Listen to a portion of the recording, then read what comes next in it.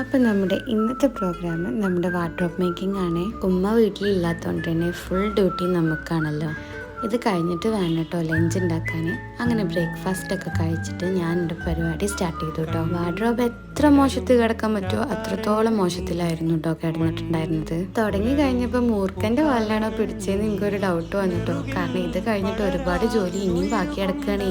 തളരരുത് രാമൻകുട്ടി എന്ന് പറഞ്ഞ് ഞാൻ അങ്ങ് തുടങ്ങി. എന്തായാലും വേണ്ടില്ല, ഞാൻ ഇത് ഫുള്ളാക്കുകയും ചെയ്യും, ഉച്ചയ്ക്ക് ലഞ്ച് ഉണ്ടാക്കുകയും ചെയ്യും, ഉമ്മാനിപ്പാൻ ഇമ്പ്രസ് ചെയ്യുകയും ചെയ്യും എന്നുള്ളൊരു വാശി ഉണ്ടായിരുന്നു കേട്ടോ എനിക്ക് മനസ്സിൽ. ഇങ്ങനെയുള്ള ചില വാശികളൊക്കെ നമ്മുടെ ആരോഗ്യത്തിന് നല്ലതാടോ. കണ്ടോ, എല്ലാം പെർഫെക്റ്റ് ആയിട്ട് ചെയ്തു.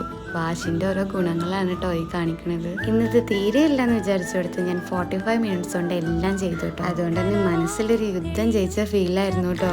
Trust yourself that you can do it and get it എന്നല്ല. അപ്പോൾ ഇതേ ആവേശത്തിൽ ഞാനിനി ലഞ്ച് ഉണ്ടാക്കാൻ പോകട്ടെ കേട്ടോ. So bye for this time.